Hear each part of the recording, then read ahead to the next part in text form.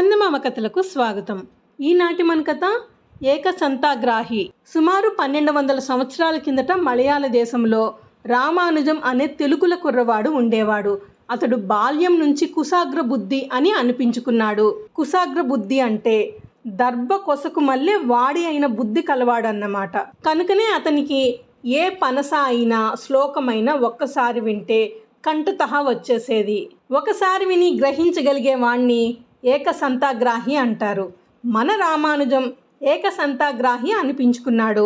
అతనికి మన దేశంలో ఉండే గొప్ప గ్రంథాలలో విషయాలన్నీ తెలుసుకోవాలని కుతూహలం కలిగింది. మనకి 4 వేదాలు, 6 శాస్త్రాలు, 18 పురాణాలు ఉన్నాయి. వీటిలో ఉండే సంగతులన్నీ తెలుసుకోవాలని అనిపించింది రామానుజానికి. కానీ రామానుజానికి ఎవరు వేదాలు చెప్పారు కాదు. ఆ కాలంలో వేదాలు, శాస్త్రాలు ఒక్క బ్రాహ్మణులే నేర్చుకునేవారు. తక్కిన వారికి అవేమిటో తెలుసుకుందామన్న వీలు ఉండేది కాదు. రామానుజానికి తెలివి, ఆసక్తి ఉండి కూడా వెళ్ళి ఏ బ్రాహ్మణుణ్ణి నాకు వేదాలు చెప్పండి అని ధైర్యం చేసి అడగలేకపోయేవాడు. ఎందుచేతనంటే అడిగి లాభం లేదని అతనికి తెలుసు. వీలు లేకపోయినప్పటికీ రామానుజానికి వేద శాస్త్రాలపైన ఆసక్తి పోలేదు. బ్రాహ్మణ పండితుడు ఒక ఆయన శిష్యులకు పనసలు చెబుతూ ఉంటే వెళ్ళి సమీపంలో ఉండి వినేవాడు. అతడు ఏకసంతాగ్రాహి కనుక ఒక్క మాట వింటే వచ్చేసేది. ఈ విధంగా రామానుజం తను కోరిన పాండిత్యం అవలీలగా సంపాదించాడు. రామానుజం వాళ్ళ గానుగులో నూనె ఆడించి విక్రయించేవాడు. ఒకనాటి ఉదయం అతడు నువ్వు పప్పు కడిగి శుభ్రం చేయటానికని ఏటి దగ్గరికి పోతూ ఉంటే దారిలో ఒక బ్రాహ్మణ బాలుడొకడు అరుగుపైన కూర్చుని ఋగ్వేదంలో ఒక పనస చదువుతున్నాడు. ఆ చదవటంలో ఆ బాలుడు తప్పు చదివాడు. దారిని పోతూ ఉన్న రామానుజం ఉండబట్టలేక ఆ తప్పు దిద్దాడు. ఆ పిల్లవాని తండ్రి విని లోపల నుండి వచ్చి రామానుజాన్ని చూసి ఆశ్చర్యపోయి, అబ్బి, మా వాడి పనసలో తప్పు పట్టింది నువ్వేనా అన్నాడు. రామానుజం తన రహస్యం వెల్లడైనందుకు నాలిక కరుచుకుని, అవును స్వామి అన్నాడు. నీకు వేదాలు నేర్చే అర్హతే లేదే, నీకు ఎవరు చెప్పారు అని అడిగాడు బ్రాహ్మణుడు. నాకు ఎవరూ చెప్పలేదండి, విని నేర్చుకున్నాను అన్నాడు రామానుజం. బ్రాహ్మణుడు నమ్మలేకపోయాడు. ఏది, నువ్వు నేర్చిందేదో చదువు అన్నాడు. స్వరం తప్పకుండా, ఉచ్చారణ దోషం లేకుండా 4 వేదాలు ఆమూలాగ్రంగా అప్పచెప్పాడు రామానుజం. అగ్రహారంలో నంబూద్రి బ్రాహ్మణులందరూ చుట్టూ చేరి విని నిర్ఘాంతపోయి శభాష్ అని వాణిని మెచ్చుకున్నారు. కానీ ఆ మెప్పు క్రమంగా అసూయగా మారింది. అసూయ చెడ్డది, ఎంతటి పాపానికైనా ఒడిగట్టిస్తుంది. ఆ గ్రామమందలి పండితులంతా చేరి కుర్రవాని పైన కుట్ర చేశారు. బుద్ధి మందగించే మందొకటి తెచ్చి దాన్ని పాయసంలో కలిపి రామానుజానికి ఇచ్చారు. ఈ భగవత్ ప్రసాదం శూద్రులకు ఇవ్వరాదు, కానీ నువ్వు పండితుడివన్న అభిమానం కొద్దీ నీకు మాత్రం మేము ఇస్తున్నాము, ఎవరితోనూ చెప్పకు అన్నారు. రామానుజం తనకు అదృష్టం కలిగినందుకు పొంగిపోతూ ఆ పాయసాన్ని వెంటనే పుచ్చుకున్నాడు. ఆ గ్రామంలోనే నారాయణ భట్టాద్రి అనే బ్రాహ్మణ విద్యార్థి ఉండేవాడు. అతనికి రామానుజం అంటే చాలా గౌరవం. నారాయణుడు రామానుజంతో నేస్తం కలిపి తరచూ అతని గానుగు దగ్గరికి వెళ్ళేవాడు. ప్రసాదం అనుకుని విషయం తిన్న రామానుజం వద్దకు నారాయణుడు మరునాటి ఉదయమే వెళ్ళి పలకరించాడు. ఎంత ప్రయత్నించినా రామానుజానికి నోట మాట రాలేదు. పైగా వెర్రిచూపు చూడటం ప్రారంభించాడు. రామానుజానికి బ్రాహ్మణుల వల్ల ఏదో అపచారం జరిగిందని తెలిసి నారాయణుడు వెంటనే ఒక వైద్యుడిని వెంట పెట్టుకు వచ్చాడు. వైద్యుడు ఆ విషానికి విరుడైన మందును వెన్నతో కలిపి రామానుజం చేత తినిపించాడు. కట్టుపడిన నోరు, మందగించిన బుద్ధి క్రమంగా బాగుపడి కొంతకాలం అయ్యేసరికి పనసలు, శ్లోకాలు ఒక్కొక్కటే జ్ఞాపకానికి వచ్చాయి రామానుజానికి. ఇప్పుడు భట్టాద్రి నారాయణుడికి రామానుజానికి స్నేహం ఇంకా ఎక్కువయింది. నారాయణుడు కూడా పండితుడును, కవిను, కానీ రామానుజం అంత గొప్ప మేధావంతుడు కాదు. అయితే రామానుజం సహాయం వల్ల అతడు ఎన్నో సందేహాలు నివృత్తి చేసుకుని తన పాండిత్యాన్ని వృద్ధి చేసుకున్నాడు.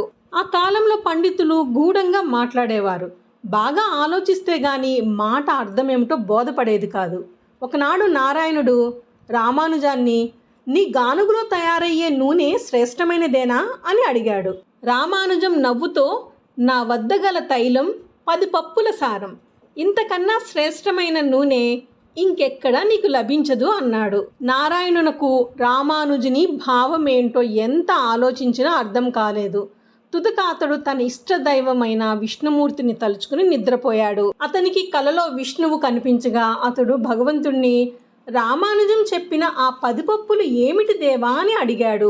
అందుకు విష్ణువు, రామానుజుని వద్ద 4 వేదాలు 6 శాస్త్రాలు ఉన్నాయి. అవే ఆ 10 పప్పులును. వీటి సారమైన జ్ఞానమే అతని వద్ద ఉన్న ప్రజలకు లభించగల నూనె. ఆ తైలాన్ని త్వరగా తయారు చేసి ప్రజలకు అందజేయమను అని చెప్పి అంతర్ధానమయ్యాడు. మెలకువ రావటంతోనే నారాయణుడు లేచి వెళ్ళి రామానుజాన్ని లేపి కల వచ్చిన సంగతి చెప్పాడు. రామానుజం పొంగిపోయి నారాయణ్ణి కౌగిలించుకుని, నీ మూలాన నా జన్మ తరించింది. భగవంతుని ఆజ్ఞానుసారం వేదశాస్త్ర సారాన్ని ప్రజలకు అందజేస్తాను అన్నాడు. వేదశాస్త్ర సారం అంటే పురాణాలన్నమాట. ఆ పురాణాలను వేదవ్యాసుడనే మహర్షి సంస్కృతంలో వ్రాసాడు. కానీ ఆ సంస్కృత పురాణాలు పండితులకే కానీ సామాన్యులకు తెలియవు. అందుచేత రామానుజులు భారతం, భాగవతం, రామాయణాలను అందరికీ అర్థమయ్యేటట్టు మలయాళ భాషలో రచించాడు. ఈ రచన జరుగుతూ ఉండగా నారాయణ భట్టాద్రి మంచం పట్టాడు. రామానుజం అతనిని చూడటానికి వెళ్ళి, ఏమి వైద్యం చేపిస్తున్నావు అని అడిగాడు. అన్ని వైద్యాలు అయ్యాయి, దేనివల్ల గుణం కనపడలేదు అన్నాడు నారాయణుడు. అటైతే చేపతో వైద్యం ప్రారంభించు అని చెప్పి వెళ్ళిపోయాడు రామానుజం. నారాయణుడు రామానుజుని మాట విన్నప్పుడు చాలా కోపం వచ్చింది. నన్ను చేపలు తినవలసిందని సలహా ఇస్తున్నాడే వీడు అని అనుకున్నాడు. ఆ కోపం మూలాన నారాయణ భట్టాద్రిని చూడటానికి తరచు వచ్చి వెళుతూ ఉన్న రామానుజంతో ఇదివరకు మళ్ళీ మనసిచ్చి మాట్లాడటం మానివేశాడు. రామానుజం ఇది గ్రహించి, తమ్ముడు, నేనేమైనా నీకు కష్టం కలిగించే మాట అన్నానా? దాచకు చెప్పు అని బ్రతిమాలాడు. నారాయణుడు ఉండబట్టలేక చేప వైద్యం మాట చెప్పాడు. రామానుజం కడుపు చెక్కలయ్యేటట్టు నవ్వి, తమ్ముడు, ఇదా నీ కోపకారణం? చేపతో వైద్యం ప్రారంభించు అంటే చేపలను తినమని కాదు, మనుషులు చేసే వైద్యాలేమి నీ రోగాన్ని కుదర్చలేకపోయాయని గ్రహించినప్పుడు ఇంకా నీకు తగిన వైద్యం దేవుణ్ణి ప్రార్థించటమే అని తోచింది.